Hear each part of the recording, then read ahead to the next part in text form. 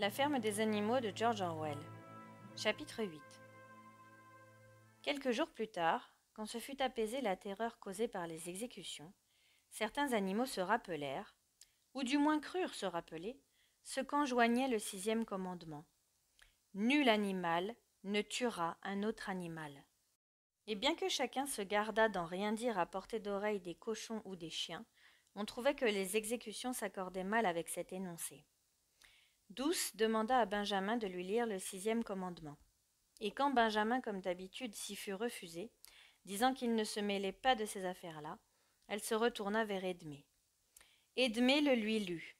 Ça disait « Nul animal ne tuera un autre animal sans raison valable. » Ces 3 derniers mots, les animaux, pour une raison ou l'autre, ne se les rappelaient pas, mais ils virent bien que le 6e commandement n'avait pas été violé. Il y avait clairement de bonnes raisons de tuer les traîtres qui s'étaient ligués avec Boule de Neige.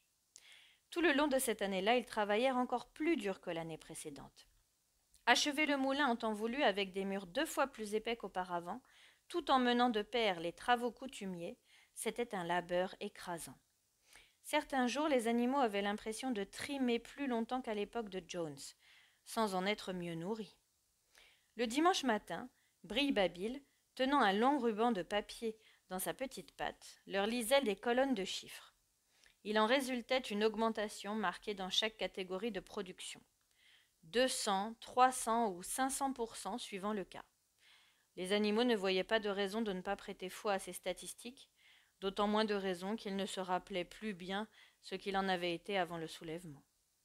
Malgré tout, il y avait des moments où moins de chiffres et plus à manger leur serait mieux allé. Tous les ordres leur étaient maintenant transmis par Brille-Babil ou l'un des autres cochons. C'est tout juste si chaque quinzaine Napoléon se montrait en public. Mais alors le cérémonial était renforcé.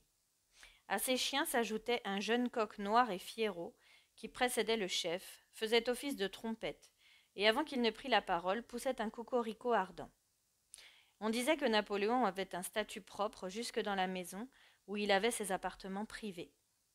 Servi par 2 chiens, il prenait ses repas seul dans le service de porcelaine de Derby, frappé d'une couronne, autrefois exposée dans l'argentier du salon. Enfin, il fut entendu qu'une salve de carabine serait tirée pour commémorer sa naissance, tout de même que les 2 autres jours anniversaires.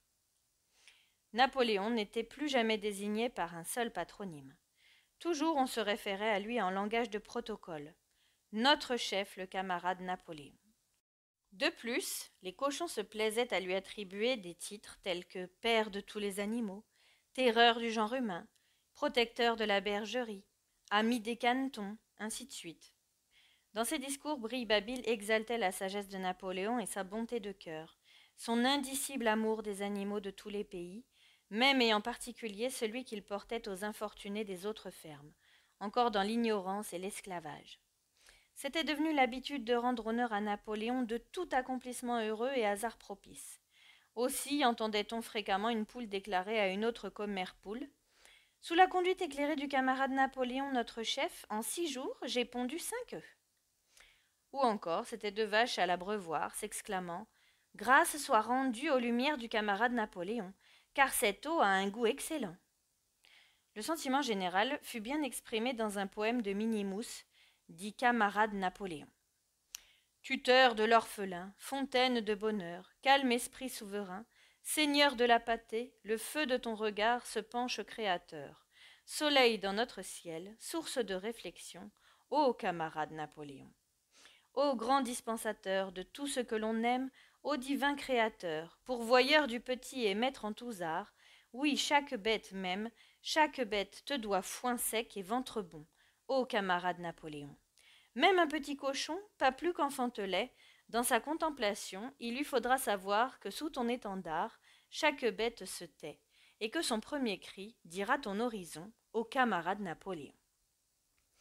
Napoléon donna son approbation au poème qu'il fit inscrire sur le mur de la grange, en face des 7 commandements. En frontispice, son effigie de profil fut peinte par Brille-Babil à la peinture blanche. Entre-temps, Napoléon était, par le truchement de Whymper, entré en négociation compliquée avec Frédéric et Pilkington. Le bois de charpente n'était toujours pas vendu. Frédéric, le plus désireux de s'en rendre acquéreur, n'offrait pas un prix raisonnable. Simultanément, la rumeur se répandit de nouveau d'une offensive de Frédéric et de ses hommes contre la ferme des animaux. Il jetterait bas le moulin dont l'édification avait soulevé chez lui une jalousie effrénée. On savait que Boule de Neige rôdait toujours à la ferme de Pinchfield. Au cœur de l'été, les animaux en grand témoin apprirent que 3 poules avaient spontanément avoué leur participation à un complot de Boule de Neige en vue d'assassiner Napoléon. Elles furent exécutées sans délai et de nouvelles précautions furent prises pour la sécurité du chef. La nuit, 4 chiens montèrent la garde autour de son lit, un à chaque coin, et à un petit goret du nom de Œil Rose fut confiée la charge de goûter sa nourriture, de peur d'un empoisonnement. Vers ce temps-là, il fut annoncé que Napoléon avait pris la décision de vendre le bois à Mr. Pilkington. Il était aussi sur le point de passer accord avec la ferme de Foxwood en vue d'échanges réguliers. Les relations entre Napoléon et Pilkington, quoique uniquement menées par Whymper, en étaient devenues presque cordiales. Les animaux se méfiaient de Pilkington, en tant qu'humain, mais le préféraient franchement à Frédéric, qu'à la fois ils redoutaient et haïssaient. L'été s'avançant et la construction du moulin touchant à sa fin, les bruits se firent de plus en plus insistants d'une attaque perfide, déclenchée d'un moment à l'autre. Frédéric, disait-on, se proposait de lancer contre la ferme des animaux une vingtaine d'individus armés de fusils. Déjà, il avait soudoyé les hommes de loi et la police, de façon qu'une fois en possession des titres de propriété, ceux-ci ne soient plus jamais remis en cause. Qui plus est, des histoires épouvantables circulaient sur le traitement cruel infligé à des animaux par ce Frédéric. Il avait fouetté un vieux cheval jusqu'à ce que mort s'ensuive, laissait ses vaches mourir de faim, avait jeté un de ses chiens dans la chaudière, se divertissait le soir à des combats de coqs. Les combattants avaient des éclats de lames de rasoir fixés aux ergots. Au récit d'atrocités pareilles, le sang des animaux ne faisait qu'un tour, et il leur arriva de clamer leur désir d'être autorisés à marcher sur Pinchfield pour en chasser les humains et délivrer les animaux. Mais Brille-Babil leur conseilla d'éviter toute action téméraire et de s'en remettre à la stratégie du camarade Napoléon. Malgré tout, une âcre animosité contre Frédéric persistait. Un dimanche matin, Napoléon se rendit dans la grange pour expliquer qu'il n'avait à aucun moment envisagé de lui vendre le chargement de bois. Il y allait de sa dignité, expliqua-t-il, de ne jamais entretenir de relations avec des gredins pareils. Les pigeons, toujours chargés de répandre à l'extérieur les nouvelles du soulèvement, reçurent l'interdiction de toucher terre en un point quelconque de Foxwood, et il leur fut ordonné de substituer au mot d'ordre initial « mort à l'humanité » celui de « mort à Frédéric ». Vers la fin de l'été, une nouvelle machination de Boule de Neige fut démasquée. Les mauvaises herbes avaient envahi les blés, et l'on s'aperçut que lors d'une de ces incursions nocturnes, Boule de Neige avait semé l'ivraie dans le bon grain. Un jard, dans le secret du complot, confessa sa faute à Brille-Babil, puis aussitôt se suicida en avalant des baies de belladone. Les animaux apprirent encore qu'à Boule de Neige, au rebours de ce que nombre d'entre eux avaient cru jusque-là, n'avait jamais été conférée la distinction de héros animal première classe. C'était la pure légende, propagée par Boule de Neige lui-même, à quelque temps de la bataille de l'Étable. Loin qu'il ait été décoré, il avait été blâmé pour sa couardise au combat. Cette nouvelle-là, comme d'autres avant elle, laissa les animaux abasourdis, mais bientôt Brille-Babil sut les convaincre que leur mémoire était en défaut. À l'automne, au prix d'un effort harassant et qui tenait du prodige, car presque en même temps il avait fallu rentrer la moisson, le moulin à vent fut achevé. S'il manquait les moyens mécaniques de son fonctionnement, dont Whymper négociait l'achat, le corps de l'édifice existait. Au défi de tous les obstacles, malgré le manque d'expérience et les moyens primitifs à leur disposition, et la malchance et la perfidie de Boule de Neige, l'ouvrage était debout au jour dit. Épuisés mais fiers, les animaux faisaient à n'en plus finir le tour de leur chef-d'œuvre, encore plus beau à leurs yeux que la première fois. De plus, les murs étaient 2 fois plus épais, et rien désormais, rien ne pourrait plus anéantir le moulin qu'une charge d'explosifs. Et repensant à la peine qu'ils avaient prise, aux périodes de découragement surmontées et à la vie tellement différente qui serait la leur quand les ailes tourneraient et les dynamos fonctionneraient, à la pensée de toutes ces choses, leur lassitude céda, et ils se mirent à cabrioler autour de leur œuvre, poussant des cris de triomphe. Napoléon lui-même, accompagné de ses chiens et de son jeune coq, se rendit sur les lieux, en personne félicita les animaux de leur réussite, et fit connaître que le moulin serait nommé Moulin Napoléon. 2 jours plus tard, les animaux furent convoqués à la grange en séance extraordinaire. Ils restèrent bouche bée quand Napoléon annonça qu'il avait vendu le chargement de bois à Frédéric. Dès le lendemain, celui-ci se présenterait avec ses camions pour prendre livraison de la marchandise. Ainsi, pendant la période de son amitié prétendue avec Pilkington, Napoléon avait entretenu avec Frédéric les relations secrètes qui menaient à cet accord. Toutes les relations avec Foxwood avaient été rompues et des messages injurieux adressés à Pilkington. Les pigeons avaient pour consigne d'éviter la ferme de Pinchfield et de retourner le mot d'ordre « Mort à Frédéric » devenait « Mort à Pilkington ». En même temps, Napoléon assura les animaux que les menaces d'une attaque imminente contre la ferme des animaux étaient sans fondement aucun. Quant au conte sur la cruauté de Frédéric envers ses bêtes, c'était très exagéré. De telles fables devaient trouver leur origine dans la malfaisance de Boule de Neige et de ses agents. Et pour Boule de Neige lui-même, il y avait maintenant tout lieu de croire qu'il ne s'était pas réfugié à la ferme de Pinchfield. En vérité, il n'y était jamais allé. Depuis des années, il vivait à Foxwood, dans l'opulence, disait-on, à la solde de Pilkington. Les cochons béaient d'admiration devant tant de fine astuce chez Napoléon. Feignant d'être l'ami de Pilkington, il avait contraint Frédéric à renchérir de 12 livres sur son offre initiale.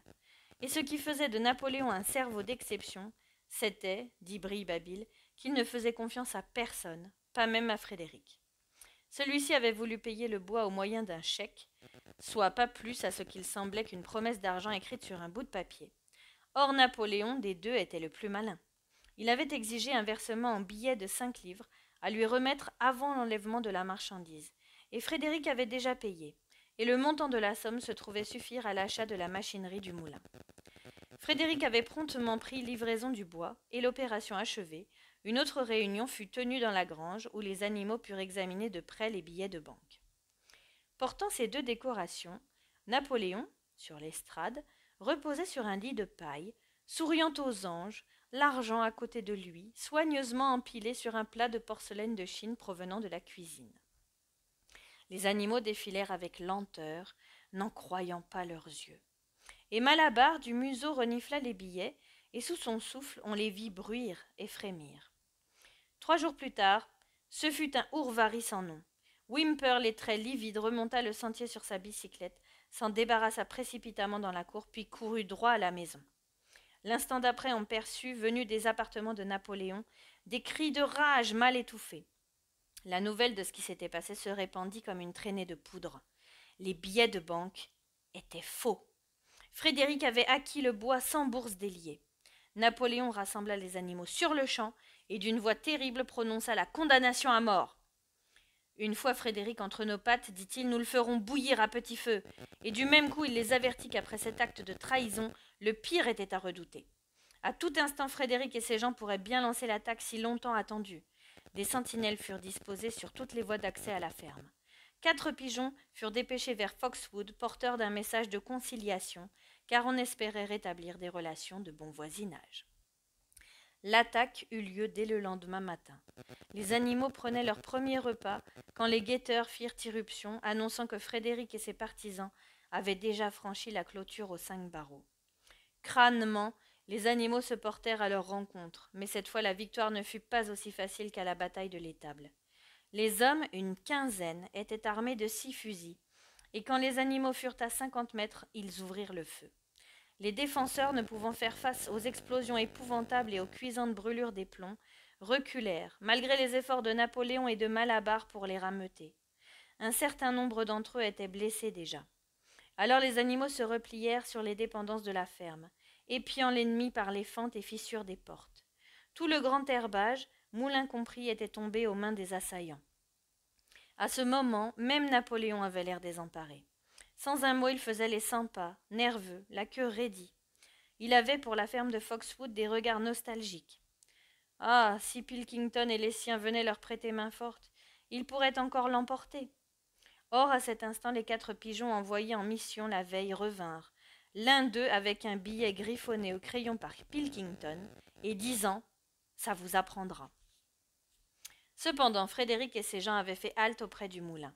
Un murmure de consternation parcourut les animaux qui les regardaient faire. car 2 hommes avaient brandi une masse et une barre servant de levier. Ils s'apprêtaient à faire sauter le moulin. « Ils n'ont aucune chance, s'écria Napoléon. Nos murs sont bien trop épais. En une semaine, ils n'y parviendraient pas. Courage, camarades !» Mais Benjamin regardait faire les 2 hommes avec une attention soutenue. Avec la masse et la barre, il perçait un trou à la base du moulin. Lentement, comme si la scène l'eût amusé, Benjamin hocha de son long museau.